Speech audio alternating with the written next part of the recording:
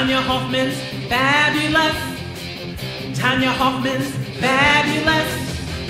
Tonya Hofmann's fabulous, fabulous TV show.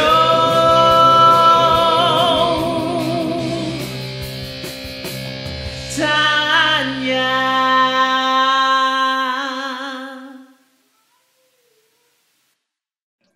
Welcome, everyone. I'm so excited that you're back with us. Of course, I'm going to have another fabulous show, and I'm so glad that you're back. I have Miss Doreen Hillier in the house. Hey, Doreen. Hi. And we're going to have a blast. She's in Canada, in the Ontario area, and oh my gosh, you know, that is very north for me. So hopefully you're keeping warm up there. It's starting to warm up. Right. I was just talking to somebody in Calgary, and they're not warm yet. So here I've got my AC on in Texas, and I'm like, it's hot. I got short sleeves on. So it's all, you know, perspective. And we're going to be talking about, you know, communication skills, understanding today a little bit about how people are different. You know, you can't assume that everyone has the same experiences that you have, right? I have no experience really with snow, and I'm sure Doreen probably hasn't experienced much 100,000 degree weather. So, so I'm so excited. Okay, so we're going to do the Tonya's tips, but stick around to the very end because we have some amazing free offers for you. Doreen is going to give you another incredible offer that is just for you that you will want to take advantage of. So my tip for today. All right. I am so tired of people telling me this scenario. Tonya, I've got to go get a job because I'm not making any money. Okay. So if I've been an entrepreneur my whole life since I was 25, turning 48 this month, and it's all about mindset. So if you're needing to hire somebody, right? If you find Doreen, you're like, oh my gosh, I would love to hire her as my coach. You need to invest in yourself and into your business. But I hear people like, oh, I don't have the money. Well, then go make it. You know, it's about sales, and you have to get it through your noggin that it is about sales. You are in business. But sales is not a bad thing. And a lot of people have this negative connotation, oh, kind of slimy salespeople. No, you have something amazing that people need. They want it. They're waiting for you to sell it to them. It will change their life forever. You're going to make a difference for them and their family and their businesses. It is up to you. And how dare you not go and change somebody's life? So I want you to put that into your head every day. Go, how dare I not go out and change people's lives today and make a sale and help those people change their life, okay? So I want you to focus and do it. You know, get out of your comfort zone. Talk to strangers. If I can do it, anybody can do it because it's been painful, you know, trying to get myself out of my introvertness. But if I can do it, really, anybody can do it.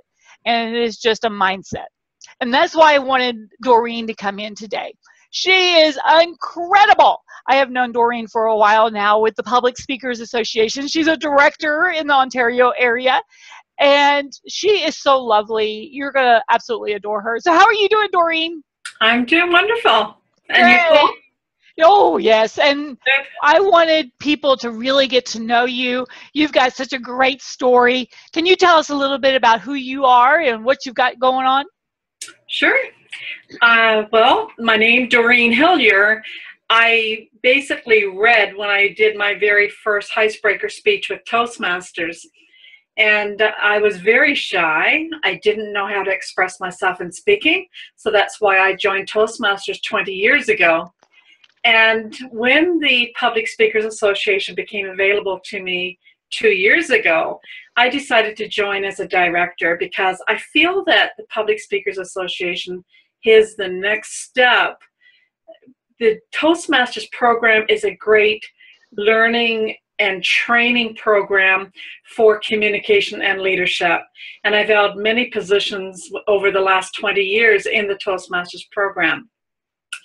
Who I am as a person, well, I was born a few years ago. I won't tell you exactly how many, But I was born in central Newfoundland, and my mom was very, very sick. And therefore, I had to learn to grow up fast and take on responsibilities for cleaning our house, looking after my baby brother, and things like that. When I left home to come to Ontario, I went to work for an insurance company, but I wasn't sure what I wanted to do. So I started out as a typist switchboard operator for the insurance company.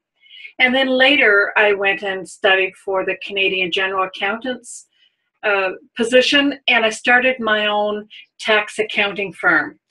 In December, after about 4 years of really making that decision, I decided to close my tax accounting firm and have another accountant and bookkeeper take care of my clients, because I wanted to pursue my speaking and my writing career.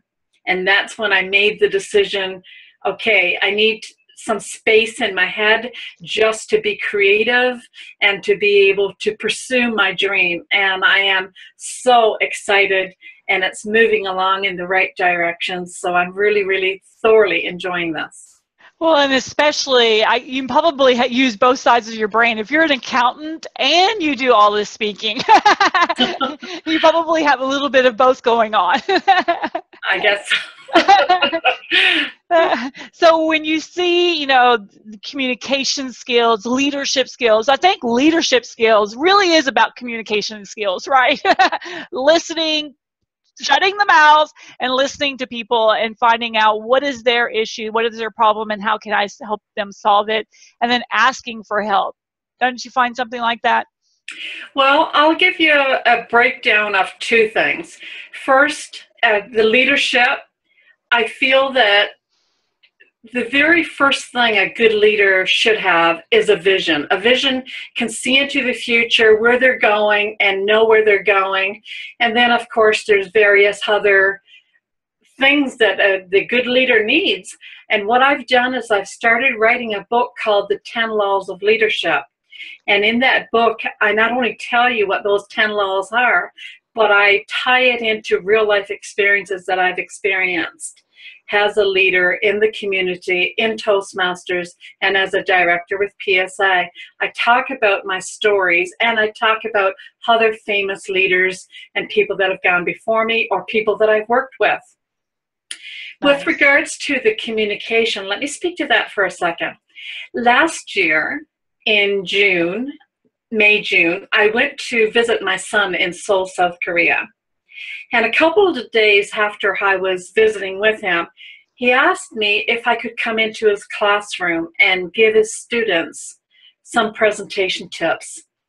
30% of their final mark was to do with their presentation.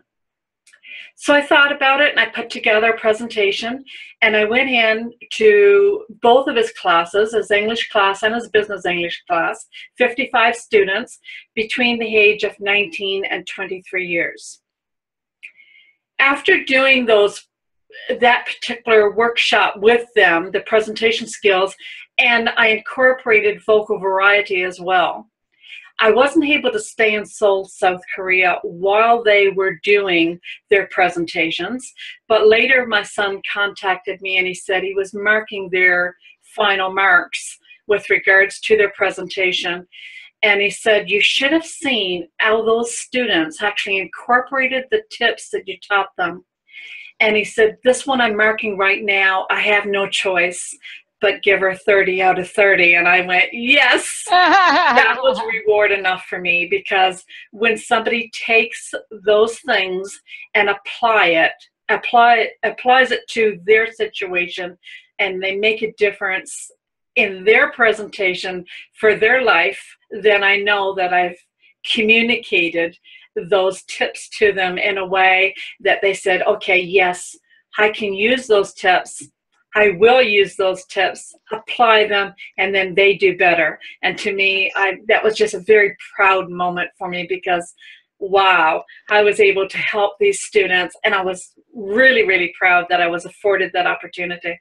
How nice. You know, and I think for myself, you know, I think the hardest part for me to move through is to understand both in communication and leadership is that there are just some people that don't resonate with you and That's to let those people go, right? I like to use the analogy of a young boy is out on a field. He sees that his horse is thirsty and the horse's head is hanging down. He goes over to his horse and he ties a rope around the horse's neck and he leads the horse over to a pond. And the horse still won't drink. And quite often when you're at another person's presentation or when you're doing one yourself, there are people that will be all charged up, they're all excited, they're all enthused, they're going to change the world in a day. Yes. And 24 hours, they forget most of what you said, most of what they promised themselves they were going to change. And that's what I like about the girls in that class in Seoul, South Korea. They didn't just get all charged up and all excited, they applied it. And when you apply it, your life will change. Exactly. Everybody starts out with a need in some area, whether they're shy or they're trying to gain self-esteem, various areas of need. And then once you practice, you obviously will grow and become better by taking the feedback that people give you, the evaluations that people give you. And you become a better presenter, and then that way you can connect with your audience. One good thing to recognize is to know your audience. I've gone into some situations where I've been asked to come and speak, but I didn't know the stage, I didn't know the audience, and it's a little bit more awkward. But when you know the audience, you can go prepared and deliver that particular speech. Yes, absolutely. And just the other day, I was talking to two fabulous gentlemen in New Jersey, and they were both interested in getting out there and starting a New Jersey chapter for the Public Speakers Association. Excellent. And one guy, he was from India, had that great Indian accent. I mean, he was just fabulous. We just kind of hit it off, right? Excellent. And you just have that immediate spark with people, and you feel charged up. And the other gentleman, he just could not understand what I was saying. Every time I would try to explain something, he was like, "What are you talking about? I don't get it. What are you saying? I don't understand what you're saying." And then in the middle of it, he goes, "Wait a moment. Why are you laughing? Everything you say, you have to laugh about." And I'm like, "Well, that's just who I am. I like to have a good time." And he goes, "Well, that is so inappropriate." And I'm like, okay, this isn't working. The other gentleman from India was so cute. He was trying to make up for this guy's lack of, you know, communications with me. But sometimes people just, there's just nothing there. You just have to let them go. And that's what I said. It's like, Jim, I just don't think this is going to work for us. You know, good luck with whatever else you're doing. So yeah, it's also about knowing when to let go. And then that you need to just refine what you're saying a little bit more. Right.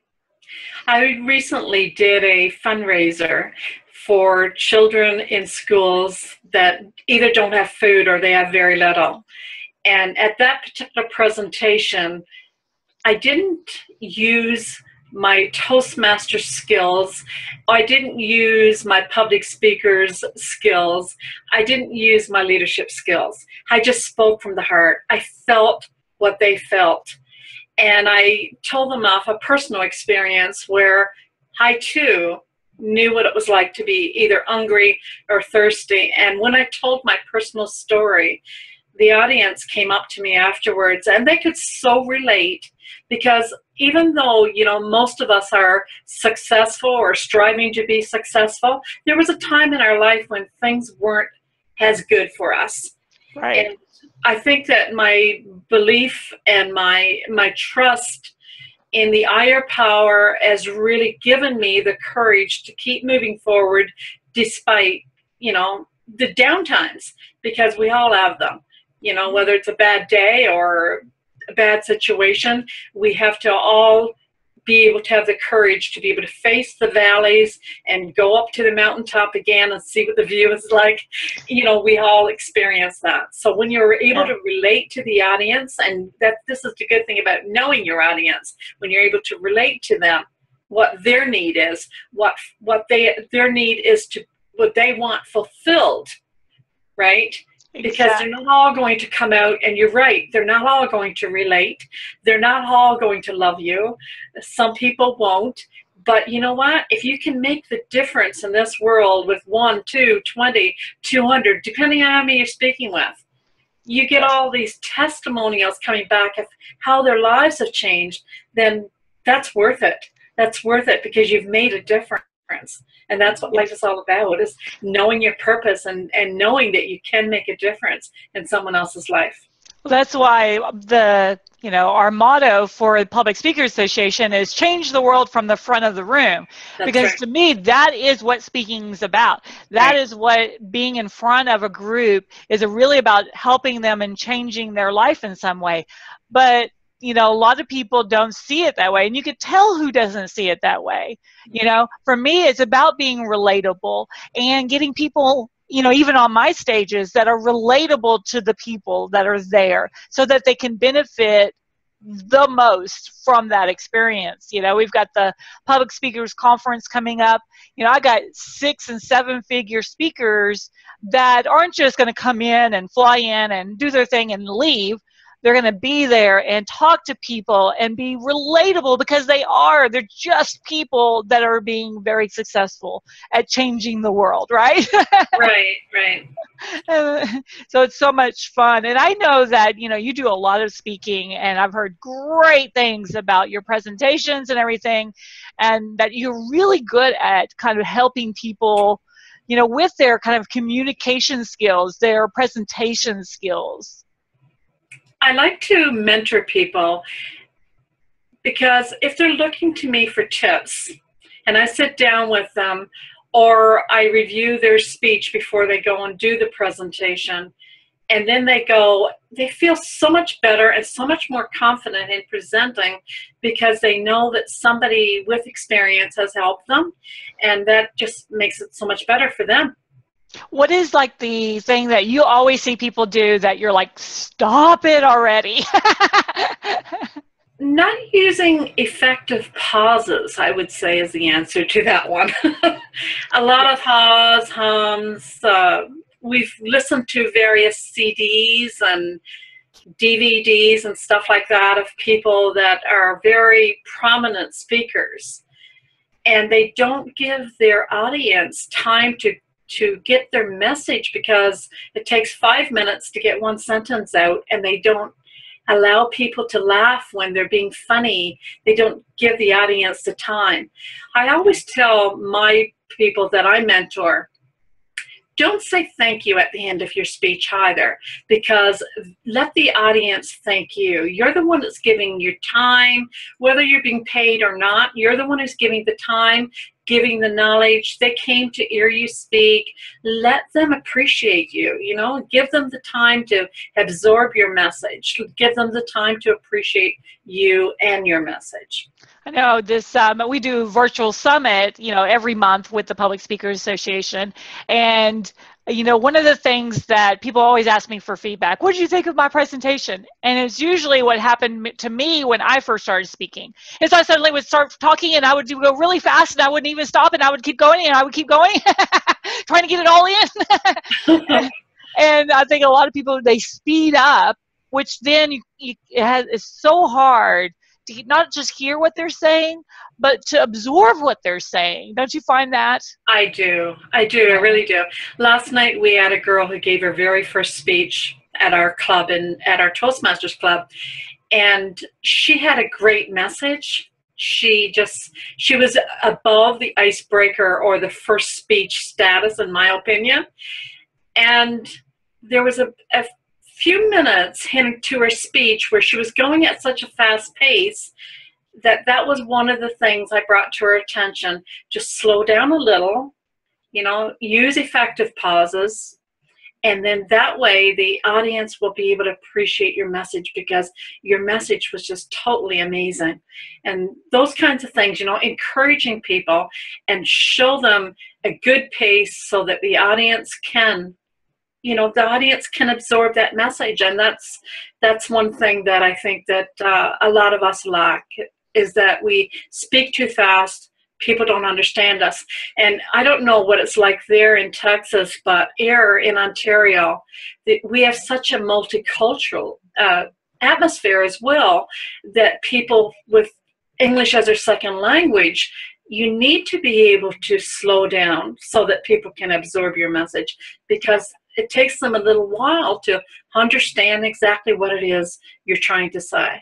Yes, and you know, for most people that I see, as it's a development thing, is they lose their personality, right? So I've talked to people on this show, on different, you know, the virtual summit, in-person events, and you're talking to them and they're fantastic, and you know, you just love their energy, and then they get up on stage and like, hello, today we're talking about such and such and such. And I'm like, what happened to that person that was so fabulous just a second ago? You know, it's like, forget that you're a teacher and remember that they want to love you. They still want to see who you are and your personality, no matter how goofy it is or, you know, whatever it is. That's right. I think that's the hardest thing, is to remember that they do want to see who you are more than even what you're saying, you know. Most people can relate if you're authentic. You know, you laugh at appropriate times, you smile at appropriate times, you use your gestures at appropriate times. Most people can see that. And you need to be able to relax. But, you know, the number one fear is public speaking, more so than death. So I can understand when people kind of tense up and they just, you know, they speak very seriously. One of the things that in this class that I did last year in Seoul, South Korea, they had some very serious topics that they were talking about, like the one-child policy in China, war crimes and things like that. Well, there was very little opportunity to incorporate humor into it. Myself, I thought, I'm not a very funny person. I let my hair down twice a year. You know, it's all business and work and seriousness of life. And then I entered a humorous speech contest in 2012 and I won. Then I went to the next level and I won. And I thought, well, maybe I can tell a funny story or two, you know?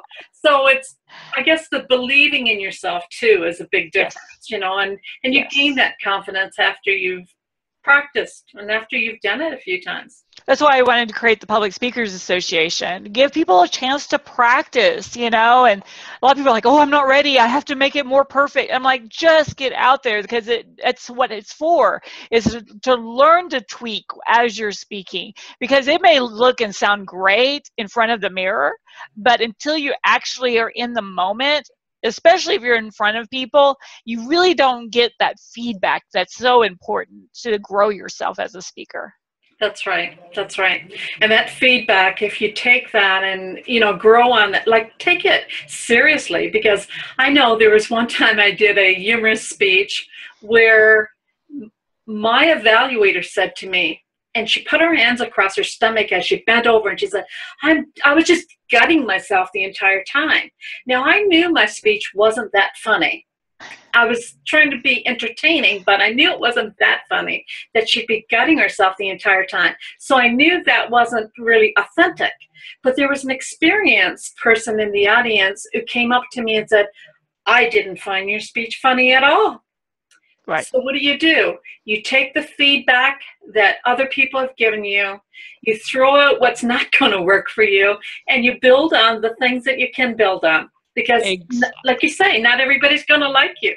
Exactly. It's so hard, especially for women. We're like, we want everyone. What is there not to like? Well, I want everyone to like me. Yeah, that's right. But it's great, and it's so relieving when you let that go. You know, because I walk into any scenario saying that I know 20%, you know, automatically doesn't like me. Just because you don't even know why. You know, it could be that your name is the name of their ex-wife or their best friend that left them, or, you know, you never know what it is about you that they don't like. And it's okay, you know. Yeah. Focus on the other 80% that do like you.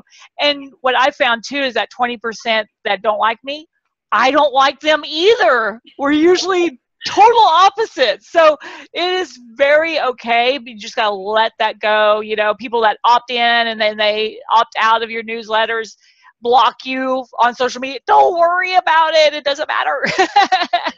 It's trying not to take it personally, because Yes. it may not be you. It may be that they had a bad day or a bad experience, or like you say, maybe it is the name of their ex-wife or whatever. Exactly. I know I had this one guy, he goes, you look too much like, you know, it was someone that he just couldn't stand. I'm like, I can't do anything about that.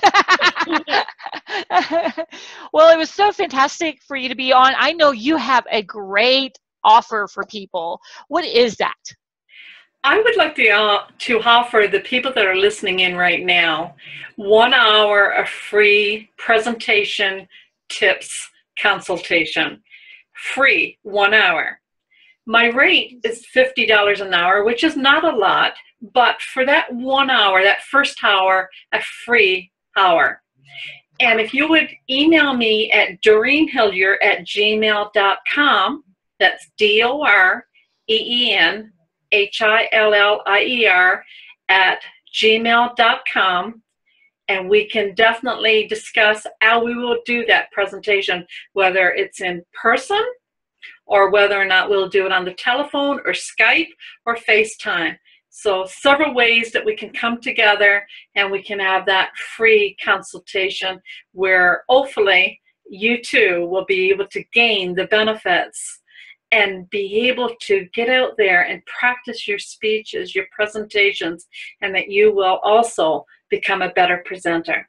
That's fantastic. Oh, just take advantage of that. Free. So get in touch with Doreen. You're going to love her anyways. And you still need to get in touch with her anyways because you need to build a relationship with this fabulous woman. She obviously has a wealth of knowledge and loves mentoring and loves coaching people. So take advantage of that. Also, we want you to be at our upcoming conference. So we've got the Public Speakers Conference in San Antonio, Texas, June 14th through the 17th. You do not want to miss this. I've got 6- and 7-figure speakers coming in, like I said, that's going to be there, and they're so nice. These are the nice speakers. And we have an opportunity to help you get booked. So if you're at that level, you're like, I am wanting to get booked. I have people that are booking the speakers that come to the event. So you want to be there for that. If you're like, oh, I'm not ready for that, it's okay. It's all about training. And we're not recording this event because each training that the speakers are doing, they usually charge about $2,500 for. So they're just doing it from the bottom of their heart, helping me out and helping my peeps out. So it gives you an opportunity. You also get a huge bonus by listening to this TV show today. You get to take $100 off the going rate for the attendee. So just put Tonya's TV show in the coupon code and take $100 off right there. And we would love to see you in San Antonio and have some margaritas and some Mexican food. Last year we had a blast. Teresa de Grospa is one of our big keynotes. She is the top influencer in the world. Patty Farmer, another top influencer that is a list builder extraordinaire. She's got like 500,000 people in her email list, and she shows people how to do that. We've got Tracy Reptek, who is incredible internet marketing guru. All these people will sit down and help you make a difference. Ari Robinson, who does a lot in the Christian market, she does a lot in speaking, and she's going to be there to help you. There's just people over and over, and me. You get to see me live and in person. You get to see me, hug me, give me a hug. I'm from Texas, so I hug everybody. So simply go to Public Speakers with an S, conference.com. And obviously, if you've never checked out the Public Speakers Association, you need to do that. Yes. Public Speakers with an S, Association, all spelled out, .com. And we would love to get you involved.